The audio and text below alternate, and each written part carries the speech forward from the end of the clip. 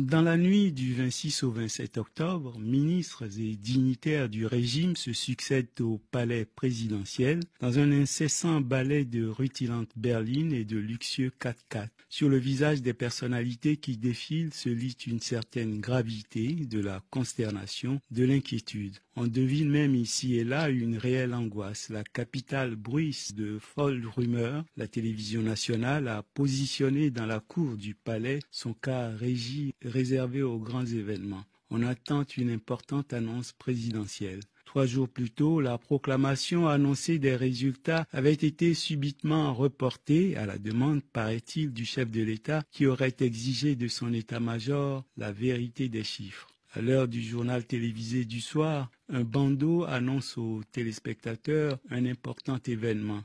21h20, le générique du JT démarre, répétitif, 3 fois plus long que d'habitude. C'est alors qu'apparaît pimpante et impassible la présentatrice vedette. Et que dit-elle donc ? Mesdames et messieurs, bonsoir. Un message solennel du président de la République.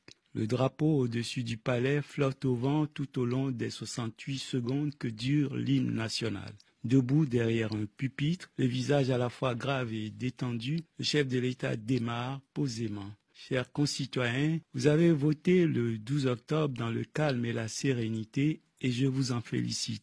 Au regard des résultats de ce scrutin, j'ai le plaisir et l'honneur historique de vous annoncer que vous avez choisi pour conduire la destinée de notre chère patrie.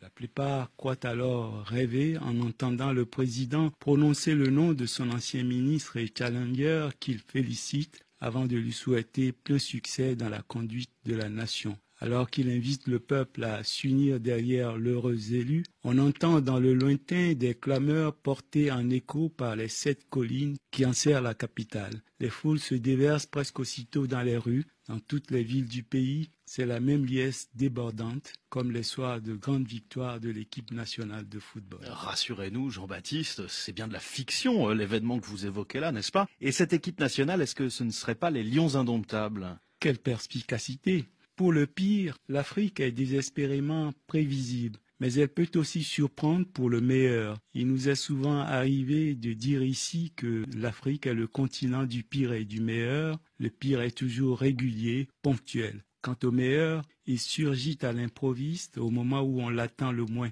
Sur les faits que nous relatons, les Camerounais seront fixés dans les 48 heures et nous avec. Si c'est un rêve, il est assumé. Et si la réalité venait à nous contredire, nos certitudes d'espérance vaudront circonstances atténuantes, car même lorsque sombre toute joie, nous avons le devoir de continuer à croire en ce continent. L'argent, la ruse et l'imposture n'auront pas le dernier mot. Il suffit de si peu pour que le Cameroun renoue avec une dynamique positive.